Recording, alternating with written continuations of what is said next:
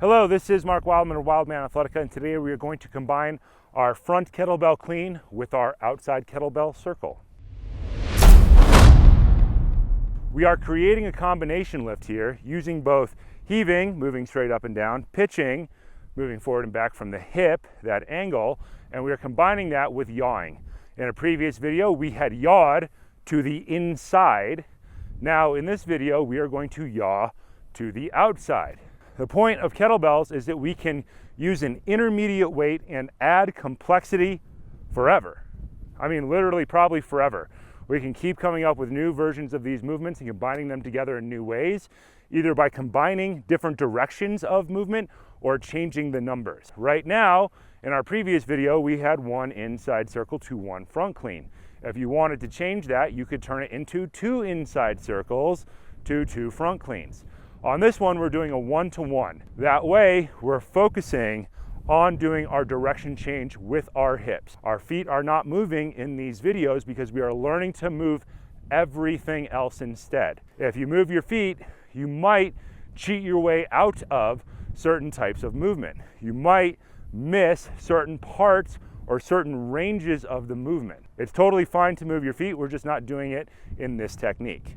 Our kettlebell clean is exactly the same as it's always been. We're going to keep our elbow close to our body. We're going to point our thumb back at the bottom. We're going to load our hips with our feet pointed straight ahead, snap our hips to stand all the way up, rotate, and catch. We are catching with a flat wrist.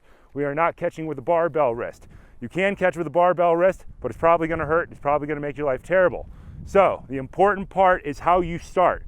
The L of your hand to the L of the kettlebell. If you're gorilla gripping it in the center, you might have trouble and be getting pain on the back of your wrist.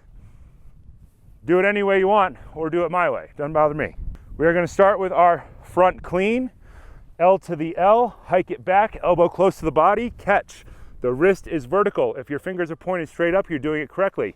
If your fingers are pointed straight to the side, it's probably going to hurt. Lift the bell up, get our correct angle, and figure out how to catch it this way all the time.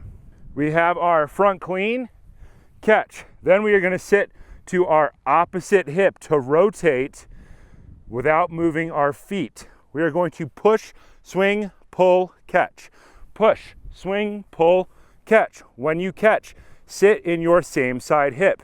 Stand all the way up, straighten both legs all the way. Point the thumb back. Catch. Opposite leg, hip sit. Push, swing, pull, catch. Stand up from that same side leg. Both hips go back, both hips stand all the way up. Sit to the opposite side hip. Outside, push, swing, pull, catch.